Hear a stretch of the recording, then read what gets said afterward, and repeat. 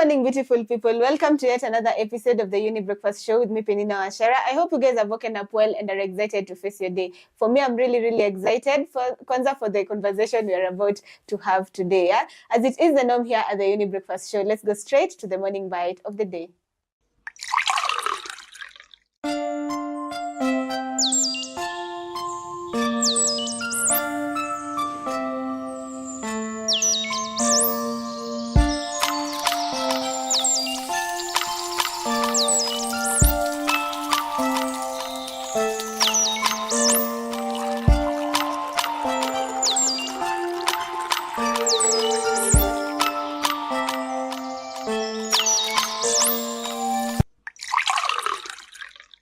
Post-traumatic stress disorder, or PTSD for many, trauma isn't just a moment. It's something that lingers long after the event has passed, quietly shaping emotions, relationships, and even daily life. You might picture a soldier returning from war, but PTSD can affect anyone. A survivor of abuse, an accident victim, someone who lost a loved one, or even someone who has witnessed trauma secondhand. Today we are having a therapist to help us better understand what PTSD really is, how it shows up in our lives, and most importantly, how healing is possible. Whether you've experienced trauma yourself, know someone who has, or simply trying to understand mental health better, this conversation is for you. Remember that you can always interact with us through our social media platform, Younib_TV on Instagram, Younib Media TV on Facebook, and there's a number on your screen. You can SMS or WhatsApp 0719 144 144. Remember also, this show is proudly brought to you by Miss Yo Ashen and Younib Organization, and we're trying to reach out to the community to teach you on matters mental health. So if you need any psychological help, you can always call the number 0700 352 250, and our very own therapist will be able to help you out here. As I told you guys, our conversation for the day today, we're talking about PTSD, post-traumatic stress. Yeah. So allow me to actually invite the guest of the day and to so that we can be able to start this discussion. Good morning. Good morning. How are you feeling? I'm feeling well today. How about you? I'm doing good. Yeah. Good to know that. Kindly look at the camera. Tell Thank us you. who you are and what you do. My name is Gedaliah Odoyo. I'm a counseling psychologist. I have worked with people with post-traumatic stress disorder, and today we're here to bring more insight on what post-traumatic stress disorder is. Thank you. Okay, welcome. It's such an honor having you here. Yeah. So to start us off in this conversation, definitely we have to know and understand what PTSD is all about. So please tell us, what is PTSD? Good. PTSD is when you feel so scary. It's when you have been violated. It's when you have been abused. And then now, through that, it causes stress. And that stress is something that sometimes that the brain cannot cope with. And now it happens that in your brain, you continuously have a repeated moment where you'll be experiencing scary times or scary moments.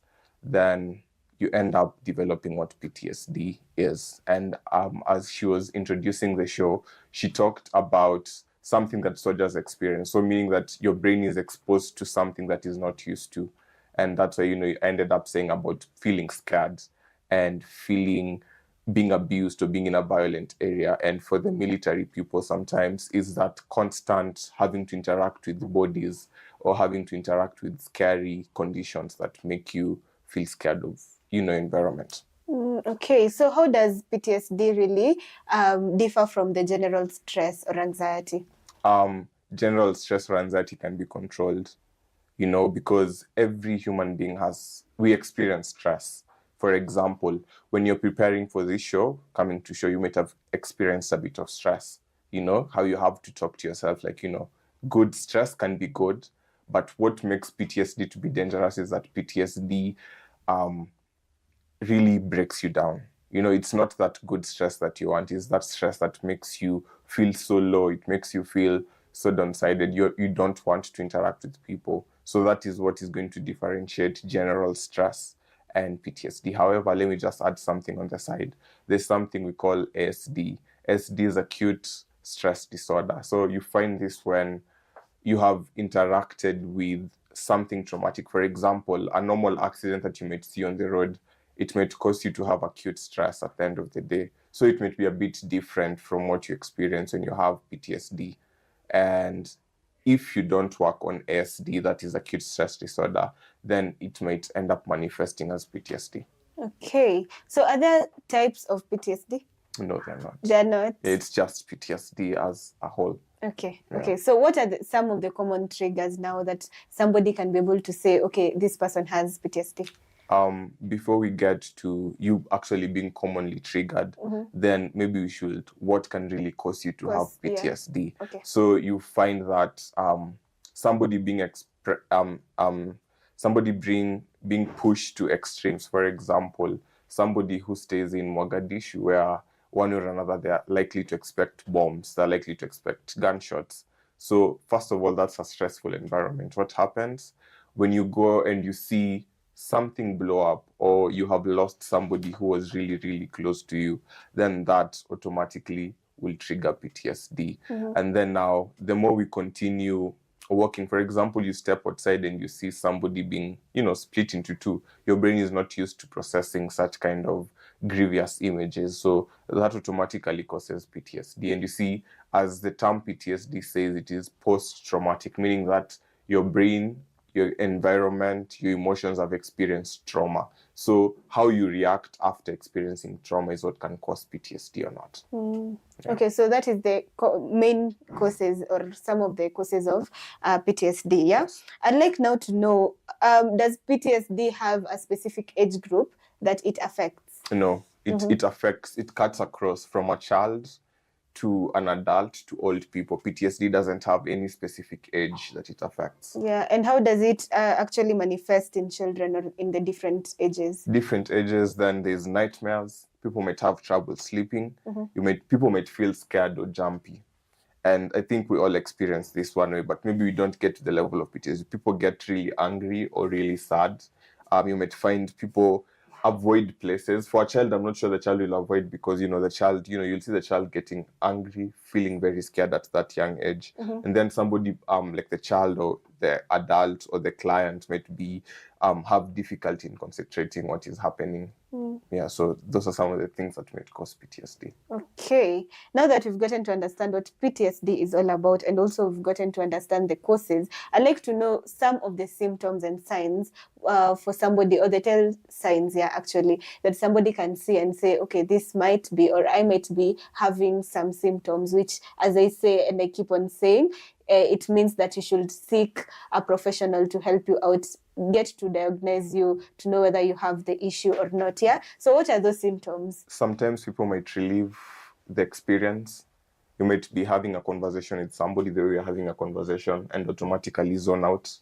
So you might have another person, they might have difficulty breathing, meaning that, anxiety. So what happens in PTSD is all these other underlying psychological effects will come. Maybe in this place, somebody might be really, really depressed.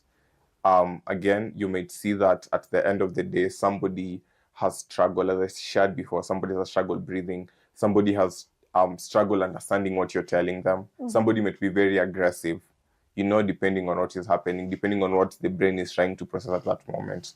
And among the symptoms that people in PTSD experience is a lot of relieving what is happening or what had happened to them before. Okay, so thank you so much for explaining to us specifically about the symptoms. Yeah, so I'd like to know when it comes to the family here at the Younib, mostly we love issues or to actually have these conversations when it comes to family based, because we believe that everything starts from the family. So if, for example, the family realizes this an issue with one of the people and maybe the person is already diagnosed with PTSD, what can they do, or what is their role when it comes to helping one of the family members in that? As a family, I believe that it is important to link your child, link your husband, your wife, your brother, sister to the right care. Link them to psychiatric care, link them to a psychologist for psychosocial support.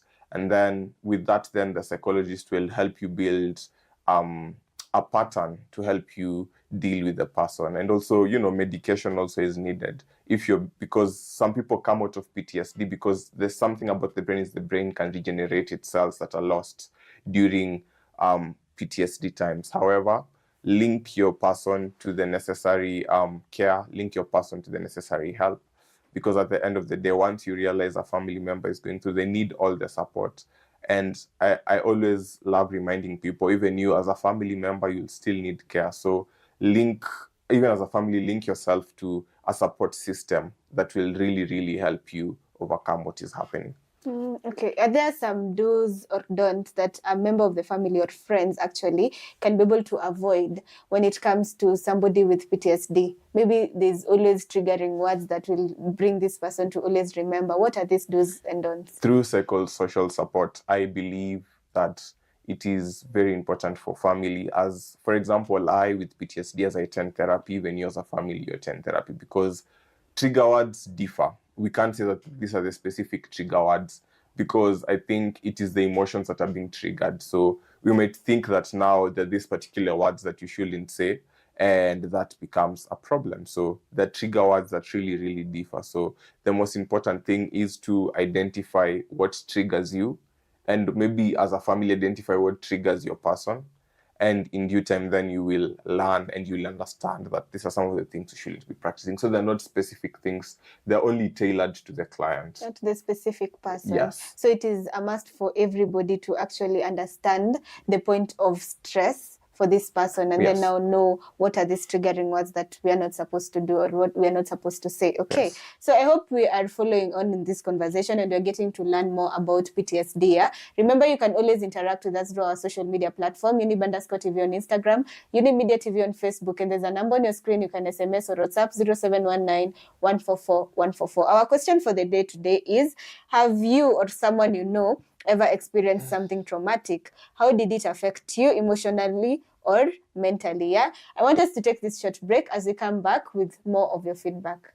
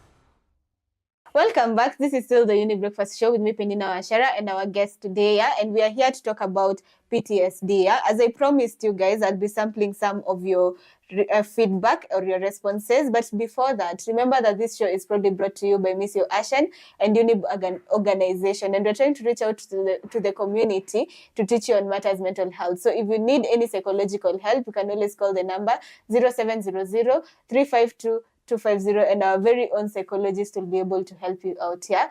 On to your feedback. So someone says, yes, I lost my father unexpectedly when I was 17. I became numb for months. It was like my emotions just shut down. Someone else says, I was in a car accident a few years ago. Even now, loud noises or sudden stops make my heart race. I didn't realize that was trauma until later. Someone else says, I experienced childhood abuse, but I didn't speak about it for years. It affected my self-esteem deeply. Someone else says, a close friend developed PTSD after witnessing a robbery. Therapy really helped him, but it took time for him to even seek help. I'll sample the last two. Yes, my cousin has PTSD from an assault. I've learned how to be patient and present for her. She's stronger than she knows. And someone else, which will be the last one, I'll sample. Yes, I've been through trauma. It broke me at first, but therapy and time helped me rebuild. Now I help others talk about their pain. Thank you so much for your feedback. And actually, I have to admit that you guys have been open enough to actually speak to us about the deep issues that you have been going through, which we say asante. Yeah? So coming to the conversation, or even before I go far from the feedback, what will you say from the feedback I have sampled? There's something about time that I love clarifying, and I love reminding people. It is actually not time that heals. It is what you do in the time that heals. Does that make sense to you? Yes. Good. Yes, it does. So at the end of the day, we might have so much time. That's why you might find somebody experience a very traumatic event, and after 3 to 4 months, they're back on their feet. But there's somebody who has experienced the same kind of traumatic event, and 10 years down the line, they're still in the same space. They haven't moved. Yeah. And I appreciate the people who have shared that feedback. I think that's very deep. And for the people who have been sexually assaulted, thank you for coming out and speaking about it and trying to find help. One of the things that we remind our clients is that they shouldn't bottle up their feelings, because many of us really don't trust that we can share our feelings to people. And I love it here at Younib, we have the opportunity to even have a counselor. That's why, she keeps on repeating the number on the screen. Yeah. So there's just that reminder that there are always people out here who are ready to help. And so it is important to constantly reach out for help. Yeah. Again, as I keep on saying every time when we come to speak about mental health, I keep on telling you that it's not good enough for you to stay alone when you can seek help. And we've been told that time doesn't heal all wounds, yeah? But it's whatever you're doing during that time that will help you heal, which I feel like we have been given a nugget of wisdom. So please take advantage of that and just call the number 0700 352 250. And again, you'll get the help you need, yeah? So coming back to our conversation, how long does it take for symptoms of PTSD after a traumatic event to happen? How long does it take for one to see the symptoms? Sometimes it happens immediately. One thing you have to realize, think about you're holding a hot sufuria from, a jiko. And immediately the people who it will take a bit more time for them to realize that it is hot, but the people immediately they touch it, it becomes hot to them. So what am I trying to say here? The people who will, take 3 to 4 days to experience shock, and then now on the 5th day, it's when they start, relieving what had happened. But the people immediately it happens, they're triggered immediately into PTSD. But one thing about PTSD, it has to be a series of events. So you might even find that whatever has happened right now was not the real issue that you're really going through. Maybe it is a trigger. Maybe you've experienced former traumas, and this particular trauma has triggered maybe 3 or 4 traumas that maybe your brain had not yet processed. Okay. So my next question is, how does PTSD really intersect with other mental health issues, like maybe depression or anxiety? Yeah. So think about PTSD is like a base issue or a base mental health problem, for example. And then now on top of PTSD, you're going to develop anxiety, because now you'll be so aware of, like one of your feedback clients or persons has said that they couldn't really handle loud noise. So meaning that anytime that loud noise happens, it's going to be a trigger for the PTSD they experienced. Yeah. Think about feeling scared. Think about depression, sleepless nights. Think about now people who get into PTSD and they start having eating conditions. They can't eat well, or they eat too much to fill that space or fill that hole that PTSD has brought to them. So PTSD now triggers all these other mental health conditions that you had inside you, or that will come with the issue that you're experiencing. Yeah. Okay, I hope you are following on this conversation and you're getting to learn more about PTSD. Yeah. So I understand that most of the mental health issues are generally stigmatized. Yeah. Many people have not admitted that there are a lot of mental health issues around. So how is PTSD taken by the society? And because you've been dealing with PTSD a long time, how have you seen the community taking it? Just like as simple, in every town there's always a madman, and I think we have never genuinely sat down to just go and ask, how did you get here? Maybe our minds goes back to, there's somebody in the village who is doing something to this madman, that's why he's still mad. But we have never really thought whether this person is struggling from PTSD, you know. So the society doesn't really take on mental health at whatever capacity. We don't want to have this conversation. And also, again, I appreciate Younib because they are really out to give us nuggets of wisdom and understanding of why we really need to champion for mental health at the end of the day. The society is not taking it well. Same to our police officers, same to our military men, same to all these other people who are in high functioning stress environments. And that's why we'll find that, somebody will come back from a circuit or from military time when they're coming back home and they'll kill their wife, they'll kill their children and kill themselves. Yeah. And it means that there's a lot of help that is still needed. There's a lot of psychosocial support that is to be given to people. And yeah, there's so many avenues. But again, I don't think we really push it out there on people's faces to understand that you need to seek help. And so this is a reminder as you watch me today, you really need to seek help. No matter how small the condition is, you need to seek help because you don't know what you're bottling in and when it will erupt. Okay, it's not a shame actually to seek help, yeah? And that is what we've been trying to actually tell you guys, that it is really important for you to actually seek help. And it's never, don't be ashamed actually. We told you guys that we are in a free space, a place where you can feel free to talk about your issues so that you can be able to get help you need, yeah? The fact that you should feel very open enough to actually speak about your issues, because here we don't judge, we are judgment free, and we give you the best of the people to actually help you out and walk this journey with you. Yeah. So remember, if you need any psychological help, you can always call the number 0700 352 250, and our very own psychologist will be able to help you out here. Remember, if you want to give us feedback, if you want to actually suggest conversations that you want to hear from us, you can always call the number 0719 144 144, or interact with us through our social media platform, Younib_TV on Instagram, Younib Media TV on Facebook, and there's a number on your screen again, which is 0719 144 144. For now, let's take this short break and we'll be back with more concerning the conversation of the day.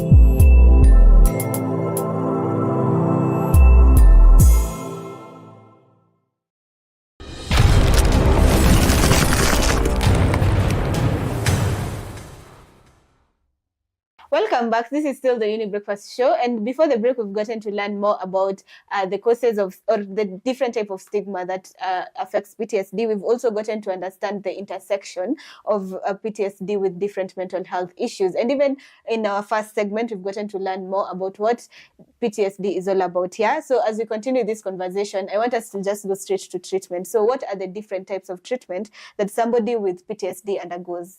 Actually, the main treatment is talk therapy, which is, we call it psychotherapy.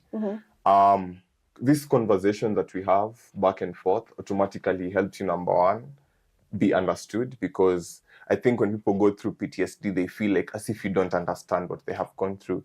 Number two, conversations again will help you create security, because now when you start telling me what is happening and I'm present, I'm available, I am empathetic to you, and I'm listening to you, then automatically it helps you go back to a safe environment. One thing that we lose when we experience PTSD, we lose the sense of self. And so through talk therapy, we are able to develop that. We are able to bring back self. We're able to understand and to feel that we are better and we are normal. The other way of, treatment is through medication. So antidepressants, anti-anxiety, just to help you put your emotions and regulate your emotions in check. So, and also, as much as, we don't really champion for medication because, it really affects how your brain functions. However, if you are experiencing really bad PTSD, then we just have to opt for medication. However, talk therapy is still part of the product. Okay. Yeah. I hope we've gotten to understand the treatments. And again, it's important for you to actually just take this as information. And if you need to know or make sure that you have or you don't have PTSD, it's important for you to seek professional help, yeah? Because self-diagnosis is not good, even though you'll say there's a lot of websites that can help you get to understand what you're going through. It's important for you to just seek professional advice, yeah? Or professional help, yeah? So to my next question, what are some of the steps that one should take actually if they are experiencing trauma? Automatically, number one, you need immediate self-care. Like, you need to give yourself time and space. You need to allow yourself to feel feelings. I think we live in a society where we really struggle with getting vulnerable, actually, even with ourselves, before we get vulnerable with others. And so automatically we need to be in a space where we allow ourselves to feel. If you're getting a panic attack, allow yourself to feel that panic attack. If you want to scream, allow yourself to scream. If you want to cry, allow yourself to cry. If you want to shout, allow yourself to shout, because that is how you're going to really, really process the emotions that are happening. And then you need to practice some relaxation techniques. You need to train your brain to relax. You need to train yourself to push the emotions aside a bit. Sometimes you have to tell your brain, right now it's time to settle down. Right now it's time to see myself through the situation. Or right now it's my time to keep quiet. And so you need to silence your brain. And it's now, right now it's time to experience whatever is happening. You need to get enough sleep, which many of us really struggle with, because sleep is actually a very important way for the brain to regenerate itself. Eating a healthy diet. Sometimes we really assume food is part of the process in everything that we do. Eating healthily, you need to stay hydrated, just for your overall health. Number two, seek support. You need to speak to family. You need to speak to trusted family. You need to speak to a therapist. You need to connect with support groups, because sometimes we think we're always going through whatever we're going through alone, but you need to find somebody to speak to. You need to find a group of people who have gone through what you've gone through. And through the different hospitals, there are so many ways they can link you. You need to find healthy coping mechanisms at the end of the day. Healthy coping mechanisms, create a routine for yourself. Find yourself in activities that you enjoy. Do you enjoy hiking? Do you enjoy road trips? Then find yourself in a space for the things you just, so that I think, as I said earlier, we're trying to find the self that was stolen or that got lost when you experience that post-traumatic stress event. Okay. So my next question is, what happens or what are the risks of ignoring PTSD symptoms? What happens is, the biggest thing is you lose yourself. And what happens when you lose yourself? Then it is very difficult to find yourself. And that is what PTSD takes away from you. PTSD takes the soul, it takes the heart, it takes the mind. And you always constantly have to find yourself. You see, I think there's a journey as human beings of finding yourself. And so when you don't go for any psychosocial support, when you don't go for any psychological first aid, you lose the self. And I think sometimes the biggest thing you don't want to lose, you can lose money, you can lose life, you can lose your surrounding, your family, but don't lose yourself. Because when you lose yourself, then who is going to help you find yourself? It is only you who can help yourself find yourself. Okay, interesting. I want you to look at the camera and give a word of advice to somebody who is suspecting that they might have PTSD, but is afraid to actually seek help. What happens when you have PTSD and you're afraid to seek help? Please seek help. There's no better way of saying it. There's no better way. However, I've come to realize not everyone needs therapy. And so find a better way of coping, that is not going to be harmful to your body, that is not going to be harmful to the people around you. At the end of the day, it is important to realize that you are loved and cherished. You are important. So find a way of helping yourself. If you don't want to seek professional therapy or professional counseling, then that's fine. Find a way of seeking help that is not harmful. Thank you. Okay, so to finish up this conversation, I'd like you to give a parting shot about all this conversation we've had. PTSD is not a walk in the park. PTSD means that you constantly have to relieve the traumatic moments, but allow yourself to feel the pain, allow yourself to feel disappointed, and also be compassionate to yourself. Sometimes we think that we are always in control, but not all the time. So be compassionate to yourself. Okay, thank you so much for coming and helping us understand PTSD.